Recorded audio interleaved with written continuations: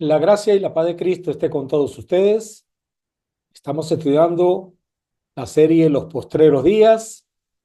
El estudio de hoy corresponde a la iglesia en el siglo primero. Esta es la parte número 12, donde estudiaremos la pausa en Antioquía, acuerdo en el Concilio de Jerusalén, preparativos para el segundo viaje misionero, desacuerdo entre Pablo y Bernabé, y estudiaremos y conoceremos a Silas y a Timoteo. En la gráfica tenemos una imagen del globo terráqueo, específicamente de la parte oriental del mundo. Como lo estudiamos en lecciones anteriores, el Imperio Romano del siglo I está políticamente dividido en tres continentes: África, Asia y Europa. Y para su administración estaba organizado en provincias y ciudades. Cerca de 80 provincias constituían todo lo que era el Imperio Romano. Jesús dijo: y serán mis testigos y le hablarán a la gente acerca de mí en todas partes. En Jerusalén, donde comenzó todo. En el libro de Hechos, en el capítulo 2, está registrado que en aquella fiesta de Pentecostés, el apóstol Pedro predicó por primera vez el Evangelio de Cristo, comenzando la historia de la iglesia. Luego este Evangelio se extendió hacia Judea, por toda Judea, dice el Señor Jesús. Motivado a la primera persecución realizada por los líderes religiosos judíos de aquella época, la palabra de Dios se extendió hacia Samaria y otros límites geográficos que iban más allá del territorio de Israel, hasta los lugares más alejados de la tierra, dijo el Señor Jesús. Saulo de Tarso se había convertido a Cristo y bautizado en la ciudad de Damasco, la capital de Siria. Paralelamente, el apóstol Pedro estaba abriendo las puertas del reino al mundo gentil en la ciudad de Cesarea Marítima. Cuando los discípulos escucharon que los gentiles habían recibido la palabra de Dios, comenzaron a enseñar el evangelio y se estableció la iglesia en la ciudad de Antioquía de Siria, que fue la primera iglesia misionera en el mundo gentil.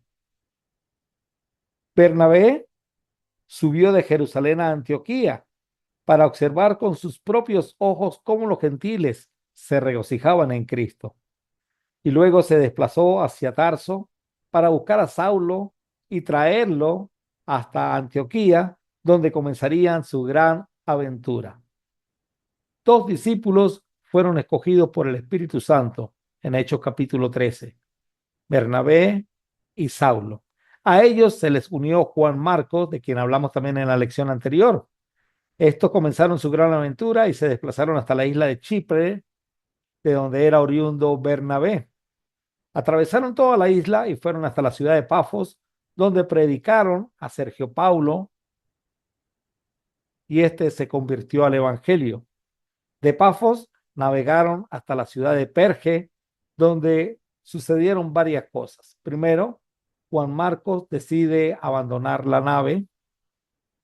El apóstol Pablo se enferma y no puede predicar en primera instancia, o por lo menos en el viaje de ida en esa ciudad. De Perge tienen que subir hasta Antioquía de Pisidia, motivado a esta enfermedad del apóstol Pablo, y en Antioquía de Pisidia, Pablo entra en la sinagoga y predica el evangelio a estos judíos. Todo esto fue analizado en la lección anterior cuando estudiamos el primer viaje misionero del apóstol Pablo. De Antioquía de Pisidia se desplazaron hasta Iconio. De Iconio bajaron a Listra y de ahí a Derbe. Luego regresaron nuevamente siguiendo la misma ruta, pero ahora de manera inversa: Derbe, Listra, Iconio, Antioquía, Perge. Ahí predican nuevamente el evangelio, pero no pasan por Chipre, sino de Perge regresan directamente o navegan directamente hasta Antioquía. Y ahí culmina el primer viaje del apóstol Pablo, donde va a permanecer un tiempo en esta ciudad. En el retorno del primer viaje, Pablo y Bernabé navegaron a Antioquía, desde donde habían sido encomendados a la gracia de Dios para la obra que habrían cumplido. Y habiendo llegado y reunido a la iglesia, refirieron cuán grandes cosas había hecho Dios con ellos y cómo había abierto la puerta de la fe a los gentiles. Y se quedaron allí mucho tiempo con los discípulos. Hechos 14, 26 al 28. Con estas palabras describió Lucas el fin del primer viaje de los misioneros. ¿Cuánto tiempo se quedaron en Antioquía de Siria antes de emprender el segundo viaje? Pues es difícil saberlo con exactitud, pero en este lapso sucedieron cosas importantes, algunas de ellas ya las hemos estudiado. Durante el primer viaje, Pablo estuvo predicando en las regiones bajas o en el sur de la provincia de Galacia, Antioquía de Pisidia, Iconio, Listra y Derbe. Sabemos que tanto en Antioquía de Pisidia como en Iconio, algunos judíos no quedaron contentos con Pablo y Bernabé, otros se convirtieron a Cristo. Pero empezaron a surgir situaciones, muchas de ellas impulsadas por los enemigos de la cruz, quienes convencieron a muchos judíos creyentes, y estos, celosos aún de la ley de Moisés, comenzaron a enseñar que los gentiles debían guardar la misma para ser salvos. Pero el problema no estaba solamente en las iglesias al sur de la provincia de Galacia, sino que tenía su raíz en Jerusalén y estaba llegando a la iglesia de Antioquía. Hechos 15:1. Y es debido a esta situación que se realiza el Concilio de Jerusalén en el año 50 después de Cristo. En la lección número 32 de nuestra serie Los Postreros Días, estudiamos lo ocurrido en dicho concilio y los acuerdos a que se llegaron. En la caja de la descripción dejo el link para que usted pueda estudiar esta lección. Concluido el concilio de Jerusalén, pareció bien a los apóstoles y a los ancianos con toda la iglesia elegir de entre ellos varones y enviarlos a Antioquía con Pablo y Bernabé, a Judas, que tenía por sobrenombre Barsabás, y a Silas, varones principales entre los hermanos, y escribir por conducto de ellos. Los apóstoles y los ancianos y los hermanos, a los hermanos de entre los gentiles que están en Antioquía, en Siria y en Cilicia. Salud. Por cuanto hemos oído que algunos que han salido de nosotros, a los cuales no dimos orden, os han inquietado con palabras, perturbando vuestras almas, mandando circuncidaros y guardar la ley, nos ha parecido bien, habiendo llegado a un acuerdo, elegir varones y enviarlos a vosotros con nuestros amados Bernabé y Pablo, hombres que han expuesto su vida por el nombre de nuestro Señor Jesucristo. Hechos 15, 25 al 26. Así que enviamos a Judas y a Silas, los cuales también de palabra os harán saber lo mismo. Porque ha parecido bien al Espíritu Santo y a nosotros, no imponeron ninguna carga más que estas cosas necesarias, que os atengáis de lo sacrificado a los ídolos, de sangre, de ahogado y de fornicación, de los cuales, si os guardareis, bien haréis. Pasadlo bien. Así pues, los que fueron enviados descendieron a Antioquía y reuniendo a la congregación, entregaron la carta, habiendo leído la cual se regocijaron por la consolación. Y Judas y Silas, como ellos también eran profetas, consolaron y confirmaron a los hermanos con abundancia de palabras. Hechos 15, 27 al 32. Y pasando algún tiempo allí, fueron despedidos en paz por los hermanos para volver a aquellos que los habían enviado. Mas a Silas le pareció bien el quedarse allí. Y Pablo y Bernabé continuaron en Antioquía, enseñando la palabra del Señor y anunciando el evangelio con otros muchos. Hechos 15, 33 al 35. Mucho que comentar del texto de Hechos 15, 25 al 35. Fue la primera carta inspirada por el Espíritu Santo a la iglesia. Hechos 15, 28 al 31. ¿A cuáles congregaciones? A los hermanos de entre los gentiles que están en Antioquía, en Siria y en Cilicia. 3 ciudades en las cuales Pablo y Bernabé habían llevado el evangelio durante el primer viaje misionero. Antioquía, donde la controversia había empezado, era la capital de las provincias combinadas de Siria y Cilicia. En Hechos capítulo 16, versículos 4 al 6, nos dice que la carta fue llevada a otras provincias, entre ellas la de Galacia. De manera que a Galacia le llegaron al menos dos cartas, la escrita por Pablo y el acuerdo al que se llegó en el concilio de Jerusalén.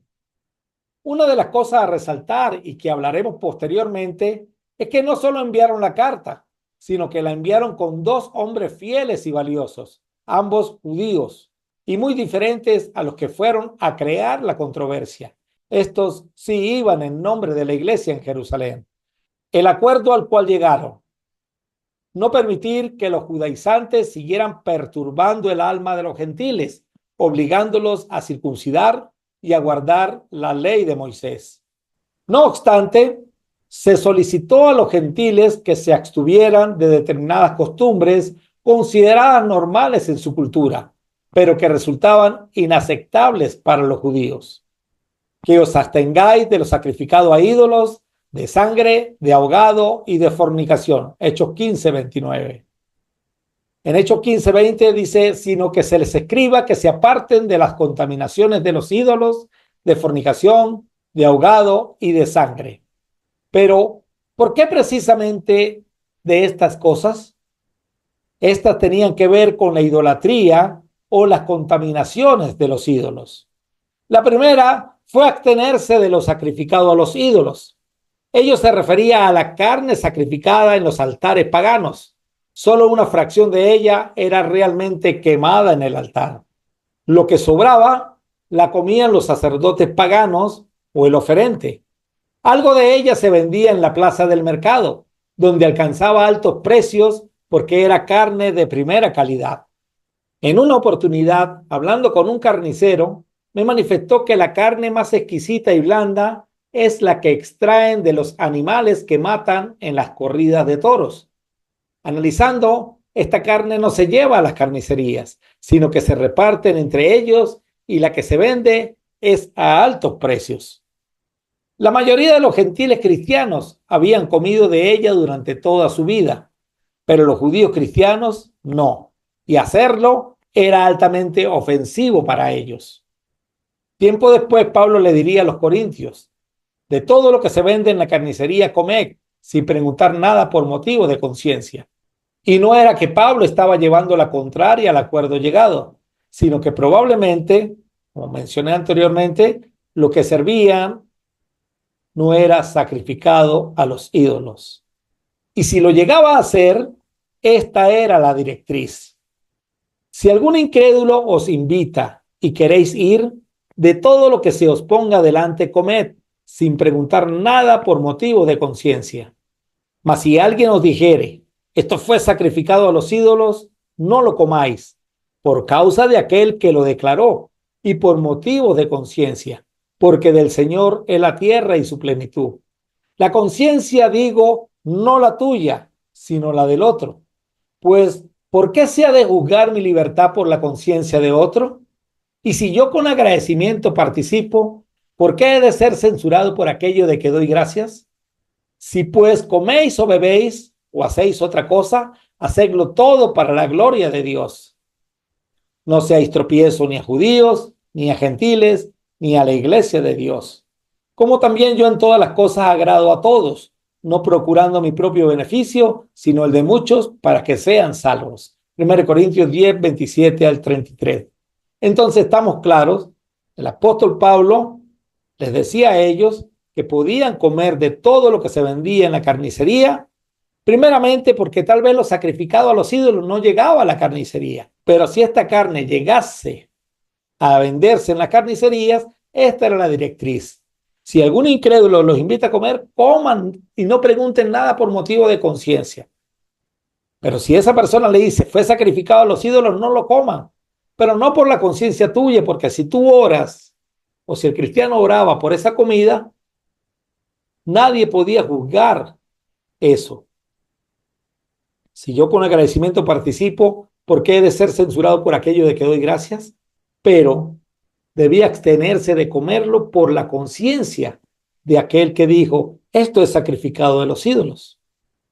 ¿Por qué? Porque esta persona iba a pensar que el cristiano estaba participando de la fiesta pagana. El cristiano estaba comiendo sin participar de la fiesta pagana. Pero si comía, el que le servía podría pensar que estaba participando de esa fiesta pagana. Entonces, por esa razón, Pablo dice, si coméis o bebéis o hacéis otra cosa, hacedlo todo para la gloria de Dios. No seáis tropiezo ni a judíos, ni a gentiles, ni a la iglesia de Dios.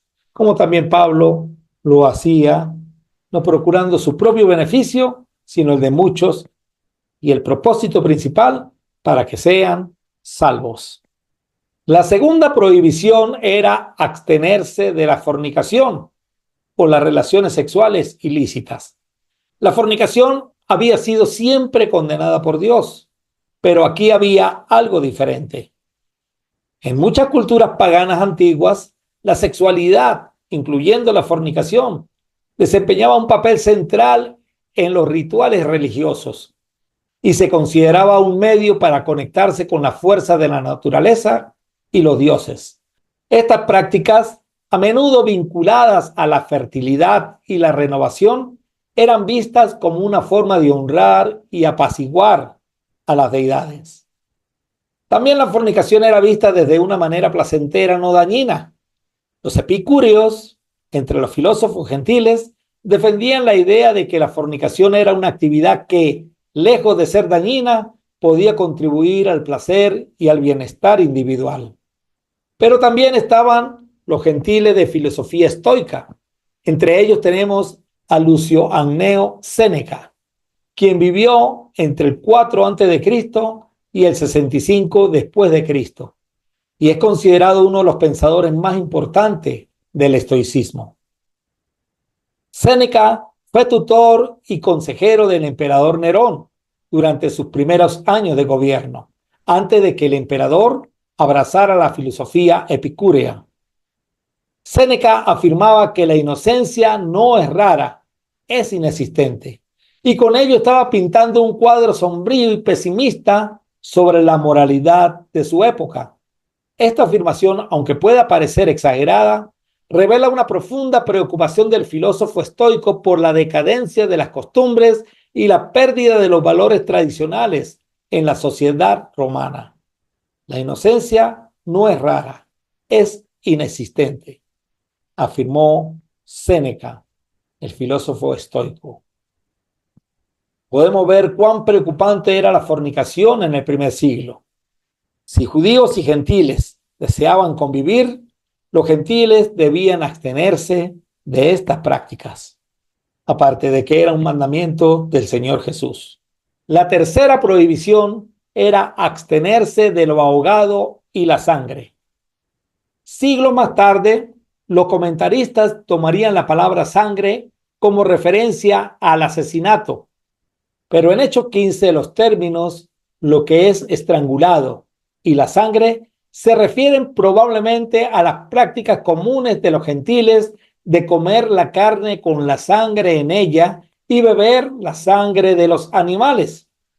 Cuando un animal se sacrificaba a un ídolo, parte de la sangre se la bebía el adorador. Cuando un judío mataba a un animal o lo sacrificaba, le drenaba la sangre, vertiéndola ya sea en tierra o sobre el altar. En Levítico 17, 10 al 14, Deuteronomio 12, 16 y 23 al 25, hay pautas al respecto.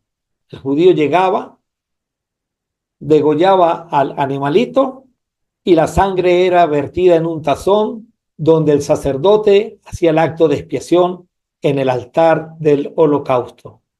Dios enseñó que la vida de la carne en la sangre está. Levítico 17:11. Un judío consciente sospecharía de cualquier carne preparada por un gentil. Otra de las cosas que debemos comentar del texto de Hechos 15, 25 al 35 son los hombres que fueron enviados a llevar las cartas. Nos ha parecido bien, habiendo llegado a un acuerdo, elegir varones y enviarlos a vosotros con nuestros amados Bernabé y Pablo, hombres que han expuesto su vida por el nombre de nuestro Señor Jesucristo. Así que enviamos a Judas y a Silas, los cuales también de palabra os harán saber lo mismo. Hechos 15, 25 al 27. Y Judas y Silas, como ellos también eran profetas, consolaron y confirmaron a los hermanos con abundancia de palabra. Hechos 15, 32. Y pasando algún tiempo allí, fueron despedidos en paz por los hermanos, para volver a aquellos que lo habían enviado. Mas a Silas le pareció bien el quedarse allí. Hechos 15, 33 al 34. Judas y Silas eran profetas en la iglesia de Jerusalén. Así que decidimos, después de llegar a un acuerdo unánime, enviarles representantes oficiales junto con nuestros amados Bernabé y Pablo. Hechos 15, 25 en la NTV. Eran representantes oficiales de la iglesia en Jerusalén, no como los que se habían presentado en Antioquía. En Hechos 15, 24, Lucas registró lo siguiente: tenemos entendido que unos hombres de aquí los han perturbado e inquietado con su enseñanza, pero nosotros no los enviamos. Es decir, aparte de la carta, los ancianos en Jerusalén y la iglesia reunida enviaron a estos hombres para reforzar la decisión tomada y explicar o responder cualquier pregunta o duda que pudiera surgir. Y pasando algún tiempo allí, fueron despedidos en paz por los hermanos para volver a aquellos que lo habían enviado. Mas a Silas le pareció bien el quedarse allí. Hechos 15, 33 y 34. Algunas versiones no incluyen el verso 34. Indistintamente que Silas se fuera o se quedara, más adelante sabremos nuevamente de él. Y Pablo y Bernabé continuaron en Antioquía enseñando la palabra del Señor y anunciando el evangelio con otros muchos. Hechos 15, 35. No se sabe por cuánto tiempo más. Se cree que en ese interín de tiempo el apóstol Pablo escribe la carta a los Gálatas aproximadamente en el año 49 después de Cristo. De ser así, una de las cosas a resaltar fue lo acontecido con Pedro y que tuvo que ver con Bernabé. Pero cuando Pedro llegó a Antioquía, tuve que enfrentarlo cara a cara, porque él estaba muy equivocado en lo que hacía. Cuando llegó por primera vez, Pedro comía con los gentiles que son cristianos, quienes no estaban circuncidados. Pero después, cuando llegaron algunos amigos de Santiago, Pedro no quiso comer más con esos gentiles. Tenía miedo a la crítica de los que insistían en la necesidad de la circuncisión. Como resultado, otros cristianos judíos imitaron la hipocresía de Pedro e incluso Bernabé se dejó llevar por esa hipocresía. Gálatas 2, 11 al 13 en la NTV. Este episodio ocurrió en la visita que Pedro hizo a Antioquía, probablemente en ese mismo tiempo. La conducta de Pedro contradecía radicalmente la decisión unánime tomada en Jerusalén. Algunos insistían en guardar la ley, no solo en Antioquía, sino en Galacia, a quienes Pablo escribe. Este acto, que afectó también a Bernabé, es probable que haya tenido que ver con lo sucedido después. Luego comenzaría el segundo viaje del apóstol Pablo. En este segundo viaje, lo más lógico es que Pablo hubiese terminado de abarcar las regiones de la parte occidental de Asia, la que señalo con el recuadro en rojo.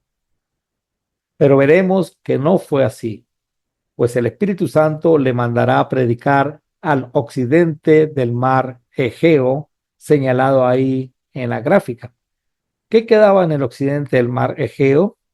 Pues allí estaba ubicado otro continente que era el continente europeo. Pablo, guiado por el Espíritu Santo, se desplazó hacia la provincia de Macedonia, una provincia en el continente europeo. Fue a la ciudad de Filipos, donde predicó el evangelio a Lidia y al carcelero. Eso lo vamos a estudiar detenidamente.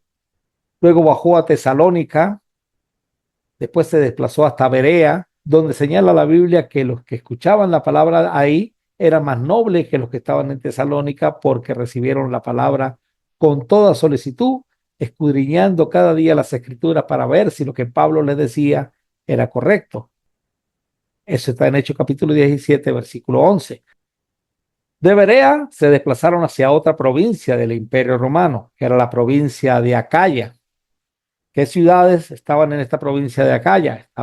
Estaba el país, primeramente el país de Grecia, la ciudad de Atenas, donde vemos un discurso del apóstol Pablo en Hechos capítulo 17. Luego fueron a Corinto, se desplazó el evangelio hasta la ciudad de Corinto, y de Corinto el apóstol Pablo viajó hacia Cencrea y de allí navegó hasta Éfeso.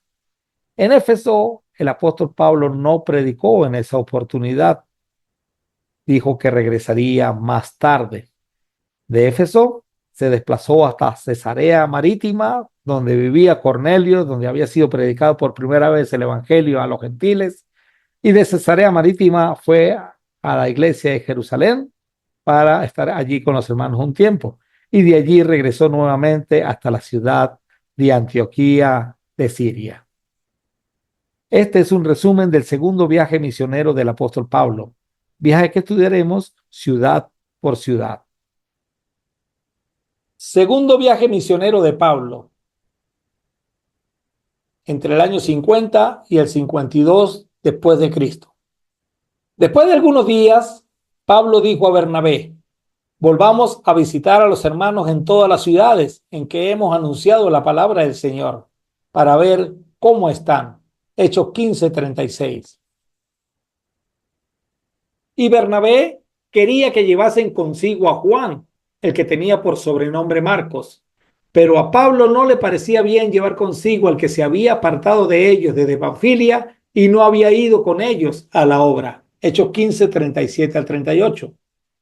La razón por la cual el joven Juan Marcos se separó del equipo misionero no está muy clara. Pudo haber tenido temor a la enfermedad, probablemente malaria, que contrajo Pablo en Perge, en Panfilia. Para ir de Perge a Antioquía de Pisidia, tenían que atravesar caminos muy peligrosos, infestados de bandidos y plagados de emboscadas. Y este joven sin experiencia tuvo temor. Independientemente de la naturaleza del asunto, es evidente que las acciones del sobrino de Bernabé causaron una fricción entre Pablo y su compañero de misión. Y hubo tal desacuerdo entre ellos que se separaron el uno del otro. Bernabé, tomando a Marcos, navegó a Chipre. Vemos en la gráfica la ruta que tomó Bernabé hacia el sur. Y Pablo, escogiendo a Silas, salió encomendado por los hermanos a la gracia del Señor y pasó por Siria y Cilicia, confirmando a las iglesias. En la gráfica nuevamente vemos entonces la ruta de Pablo y Silas. La Biblia no ofrece un relato detallado de las actividades misioneras de Bernabé junto a Juan Marcos después de su separación de Pablo. Lo que sí sabemos es que se fueron juntos a Chipre. Lo que también sabemos, y considerando el carácter de Bernabé como un hombre de gran fe y aliento, Hechos 11:22-26, es que demostró un gran interés en el crecimiento espiritual de Juan Marcos, a quien Pablo consideraba poco confiable. Al llevar a Juan Marcos consigo, Bernabé estaba invirtiendo en su formación como misionero. En la lección número 35, en esta serie de estudios, estudiamos sobre Juan Marcos y su formación espiritual. Entre ellas, podemos resaltar que fue un joven que no se amilanó por la situación que se presentó, ni por el desaire que el apóstol Pablo pudo haberle hecho. Para nadie es un secreto que en una situación similar, cualquiera pudiera desanimarse. Al contrario, el haber sido ayudado por su tío Bernabé redundó en grandes beneficios para la obra, al punto de que Juan Marcos fue el escritor del evangelio que lleva su nombre y de haber sido discípulo del apóstol Pedro. Otro dato interesante que nos aporta no la Biblia, sino la tradición histórica de la iglesia, es que Juan Marcos estableció la iglesia en Alejandría, Egipto. Así lo describió Eusebio de Cesarea. Este Marcos dicen que fue el primero en ser enviado a Egipto y que allí predicó el evangelio que él había puesto por escrito y fundó iglesias, comenzando por la misma Alejandría. Historia eclesiástica de Eusebio de Cesarea, libro 2, capítulo 16, párrafo número 1. Más adelante hablaré un poco más acerca de este historiador. Lo que debemos tener presente es que los únicos libros inspirados por Dios son los 66 libros de la Biblia, y los 27 del Nuevo Testamento son los que nos narran la historia de la iglesia del siglo I. Y a mi parecer, el Apocalipsis nos habla un poco de los siglos II y III. La tradición histórica de la iglesia es sumamente fascinante e interesante, pero no es inspirada por Dios, como sí lo son las Escrituras. Debemos solamente conocerlas y enseñarlas como lo que son, tradiciones históricas, que pueda que nos acerquen un poco más a la realidad de aquel entonces, pero escrita por hombres que tenían un interés que no necesariamente era el de Dios. Claro que la Biblia también es un libro escrito por hombres, pero en este caso, hombres inspirados por el Espíritu Santo, según el apóstol Pedro, según el apóstol Pablo también en 2 Timoteo 3:16. Siempre enseñaré que la verdad bíblica está por encima de cualquier tradición histórica, sea cual fuere esta. Pero no me rehúso a conocerla y enseñarla, siempre dejando en claro lo que acabo de mencionar. Personalmente me fascina la historia de la iglesia, se aprende mucho de ella, y más aún sabiendo que la historia es cíclica, nos ayuda a tratar de no cometer los mismos errores. Volviendo al tema que nos atañe, dado que Bernabé y Juan Marcos se dirigieron a Chipre después de separarse de Pablo, es probable que hayan continuado su trabajo misionero en esta isla y sus alrededores, como también es posible que hayan extendido su ministerio a otras regiones del Mediterráneo oriental, siguiendo el ejemplo de Pablo y otros misioneros, así como abarcar las regiones de África, como Alejandría, tal y como lo menciona Eusebio de Cesarea. Más adelante, debemos regresar a la tradición histórica, principalmente cuando estudiemos la historia de la iglesia a partir del siglo II, y entre otras cosas, estudiar su gran desarrollo en las regiones de África y el aporte de grandes hombres y escuelas en aquel entonces. Hechos 15, 40, 41, Lucas continuó diciendo: y Pablo, escogiendo a Silas, salió encomendado por los hermanos a la gracia del Señor y pasó por Siria y Cilicia, confirmando a las iglesias. Observamos en el mapa, estuvieron en Siria, en Antioquía de Siria, y luego fueron a Cilicia, pasando por Derbe y otras ciudades pertenecientes a esa provincia. Como lo hicimos con Juan Marcos, ahora nos corresponde conocer a este siervo de Dios llamado Silas.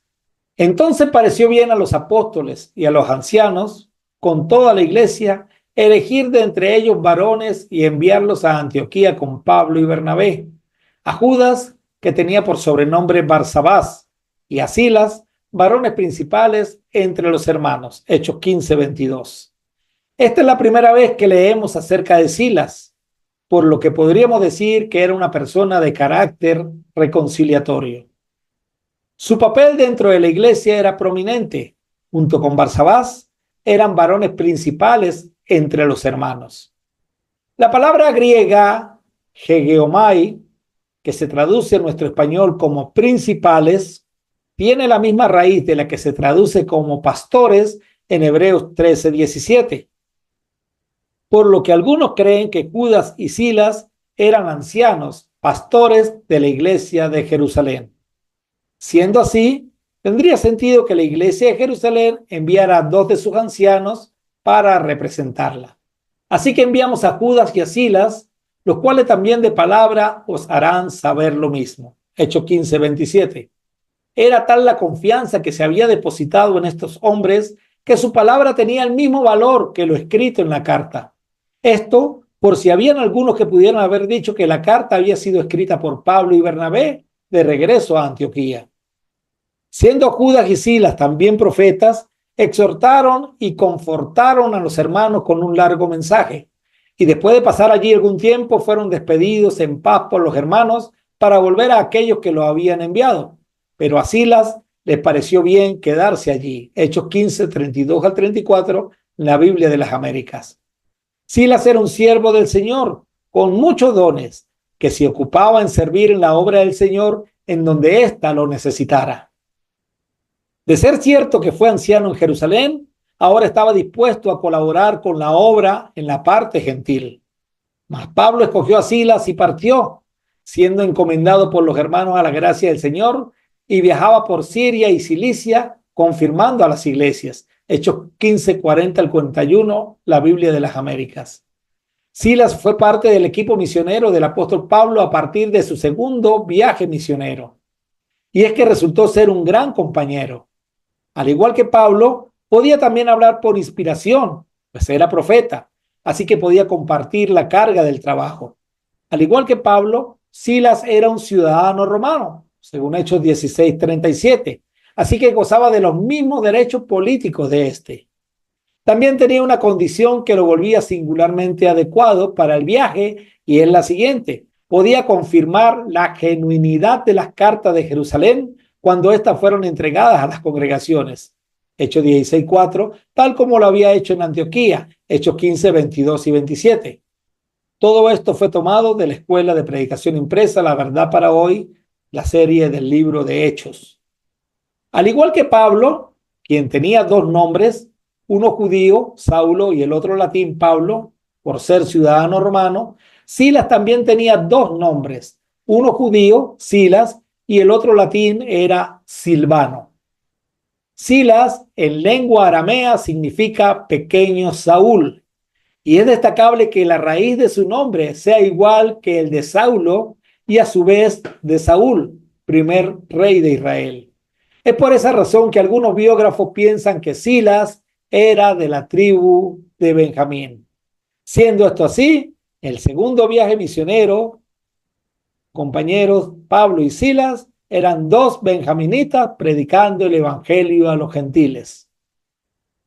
Tanto Pablo como Pedro lo llaman por su nombre en latín, Silvano. 1 Pedro 5:12 dice: por conducto de Silvano, a quien tengo por hermano fiel, os he escrito brevemente amonestándoos y testificando que esta es la verdadera gracia de Dios, en la cual estáis. Y junto a Timoteo, Silvano, Silas, fue coautor de las dos cartas de Pablo a los tesalonicenses. 1 Tesalonicenses 1:1 dice: Pablo, Silvano y Timoteo a la iglesia de los tesalonicenses. Silas vino a ser parte de la segunda generación de creyentes en Cristo entre los judíos. Como dijimos anteriormente, fue uno de los líderes principales en la iglesia en Jerusalén, probablemente anciano. Fue también profeta y se convertirá junto al apóstol Pablo, y a partir de su segundo viaje misionero, en un gran compañero y fiel servidor en la obra de Dios. A lo largo del libro de Hechos, y como lo estudiaremos, vivió junto al apóstol Pablo y a Timoteo grandes experiencias en el campo misionero. Pedro, como leímos en su primera carta, lo describe como un hermano fiel. Escribí esta breve carta con ayuda de Silas, a quien considero un hermano fiel en Cristo, para darles ánimo y asegurarles que también la situación en que se encuentran ahora muestra en realidad el generoso amor de Dios. Manténganse fieles a ese generoso amor. 1 Pedro 5:12 en la PDT. Y Pablo, escogiendo a Silas, salió encomendado por los hermanos a la gracia del Señor y pasó por Siria y Cilicia confirmando a las iglesias. Después llegó a Derbe y a Listra. Y aquí había allí cierto discípulo llamado Timoteo, hijo de una mujer judía creyente, pero de padre griego. Hechos 16:1. De Listra habíamos estudiado y hablado en la lección anterior. Eso está en Hechos 14:8 al 23. Y es en Listra donde conocen a Timoteo, un joven discípulo, hijo de una mujer judía, creyente y de padre griego. Conozcamos a Timoteo. Timoteo había nacido en Listra.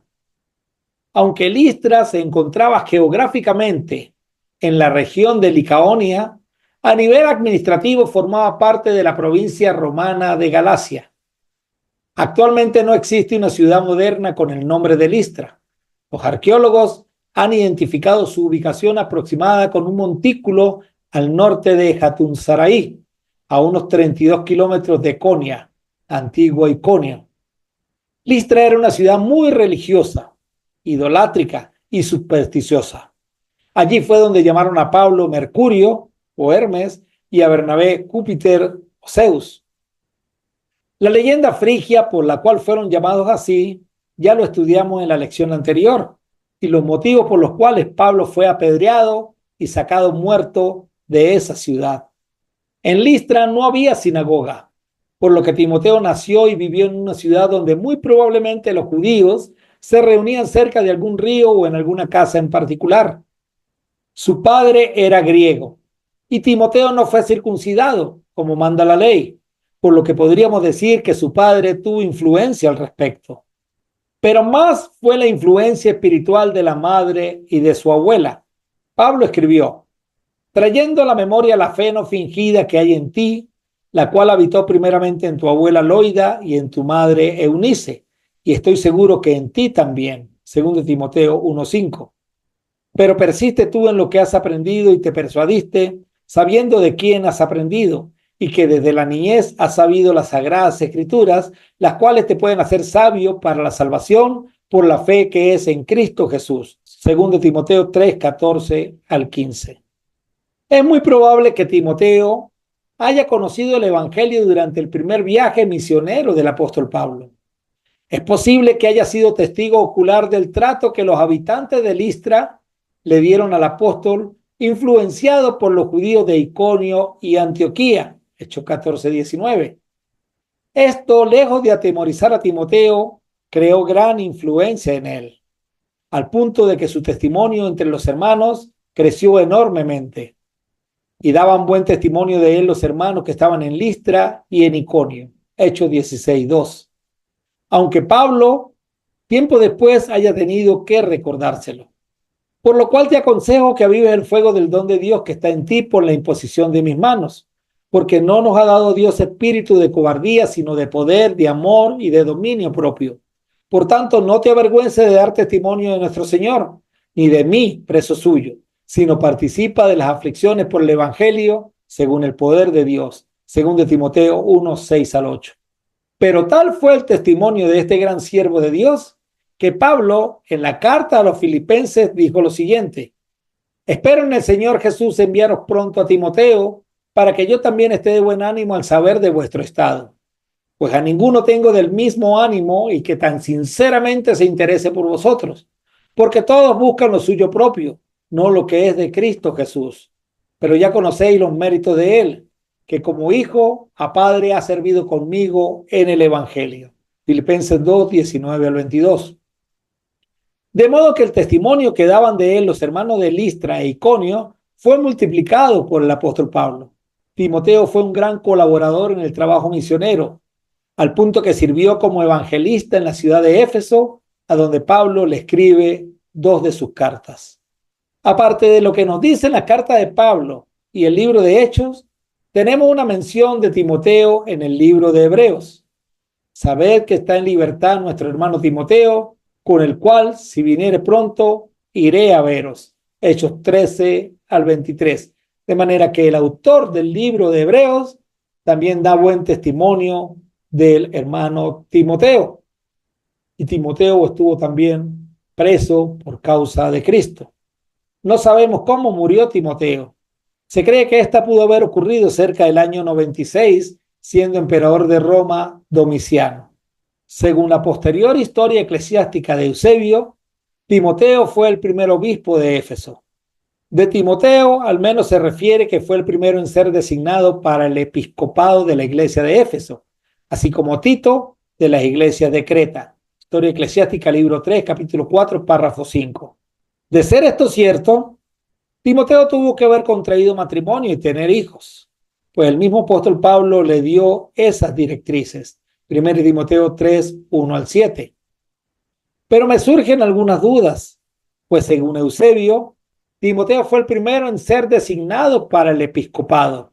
Y cuando Pablo le escribe su primera carta, en 1 Timoteo 5, 17 al 19, ya habían ancianos en Éfeso, y Timoteo era un joven evangelista. 1 Timoteo 4:12. A propósito de Eusebio de Cesarea, quiero poner un extracto de la Enciclopedia Británica con respecto a la historia de la Iglesia. ¿Cuál era el lugar del Imperio Romano en el plan divino? Durante casi 3 siglos, los cristianos provocaron en las autoridades romanas desconcierto, exasperación y persecución intermitente. Por su parte, los cristianos trataban al imperio como, en el mejor de los casos, irrelevante, y en el peor, como en el Apocalipsis de Juan, como una de las bestias del Apocalipsis. Pero con la conversión del emperador Constantino en el año 312, los historiadores cristianos tuvieron que aceptar la importancia histórica de un emperador cristiano. El desafío fue afrontado por Eusebio, cuya historia eclesiástica, escrita entre el 312 y el 324, fue la primera obra importante de historia cristiana desde Hechos de los Apóstoles. Para Eusebio, el Imperio Romano era el entorno divinamente designado y necesario para la propagación de la fe cristiana. La paz romana y los caminos romanos permitieron al apóstol Pablo viajar decenas de miles de kilómetros en sus viajes evangélicos. Y ahora Constantino había sido designado para poner fin a la persecución de los cristianos. Enciclopedia Británica. En pocas palabras, durante el tiempo o durante el siglo I, Pablo pudo circular a través de todo el Imperio Romano sin ningún tipo de problema, exceptuando los que tuvo con respecto a los judíos. Pero a nivel del Imperio Romano, Pablo pudo circular.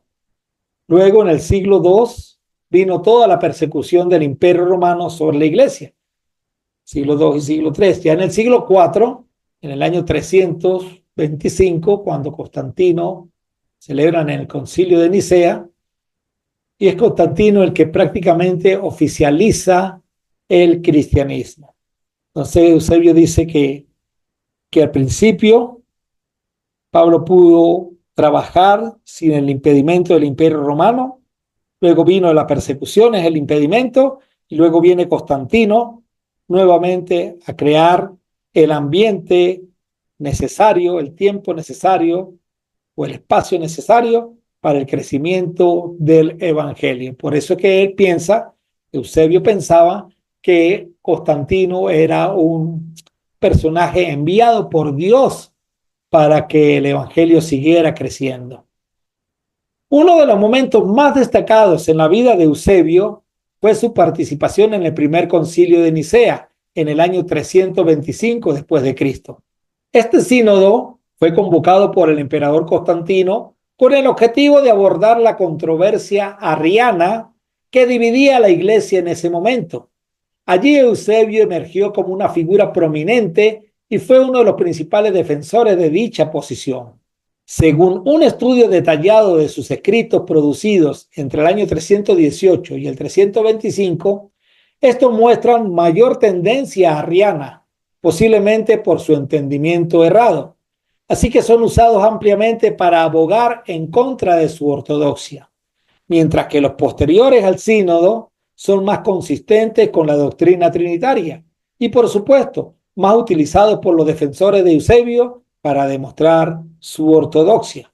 En pocas palabras, Eusebio estuvo entre el arrianismo y el acuerdo llegado en el concilio de Nicea, entre que Jesús no era Dios y que Jesús sí es Dios.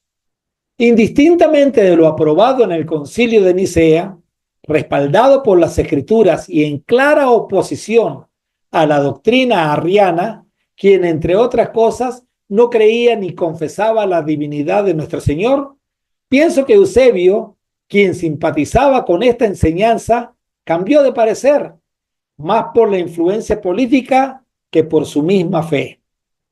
Y la historia eclesiástica por él escrita lleva también esta misma influencia, así como la vida de Constantino, otro de sus grandes escritos, donde es más un panegírico que una biografía objetiva, y presenta a Constantino como una figura casi divina, enviada por Dios para proteger al cristianismo. Panegírico es un discurso o escrito formal que elogia o alaba a una persona, cosa o idea. Eusebio, en su libro La vida de Constantino, pone a Constantino en un pedestal Y recordemos que es de la fusión Iglesia-Estado de donde surge la Iglesia Católica, Apostólica y Romana. El Estado entró en la Iglesia. Constantino fue el primero que mandó a celebrar un concilio sin ser cristiano. El político quería apaciguar posibles disturbios que surgían por la enseñanza de Arriano. Pero debemos reconocer que la historia eclesiástica de Eusebio de Cesarea es uno de los pocos documentos históricos, si no el único que existe para el estudio de la Iglesia a partir del siglo II. Pues para el siglo I tenemos el libro Hechos de los Apóstoles escrito por Lucas. Si queremos ser la Iglesia del Señor, tenemos el modelo, el libro de Hechos de los Apóstoles. Por lo que su referencia a Timoteo como primer obispo de Éfeso puede ser una opinión sesgada acerca del oficio del joven discípulo, misionero evangelista, compañero del apóstol Pablo en su segundo viaje misionero. Lo cierto es que Timoteo llegó a ser un gran siervo de Dios, de quien el apóstol Pablo dijo: no cuento con nadie como Timoteo, quien se preocupa genuinamente por el bienestar de ustedes. Todos los demás solo se ocupan de sí mismos y no de lo que es importante para Jesucristo. Pero ustedes saben cómo Timoteo ha dado muestras de lo que es. Como un hijo con su padre, él ha servido a mi lado en la predicación de la buena noticia. Filipenses 2:20 al 22 en la NTV. Así como hacen falta Pablos, hacen falta muchos Timoteos. Bueno, hermanos, esta fue la parte número 12 de la iglesia del primer siglo en nuestra serie Los Postreros Días. Hoy estudiamos la pausa en Antioquía, el acuerdo en el concilio de Jerusalén, los preparativos del segundo viaje misionero, desacuerdo entre Pablo y Bernabé, y conocimos a Silas y Timoteo.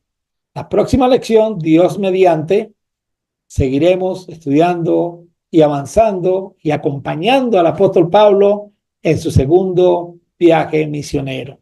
Que Dios les bendiga grandemente.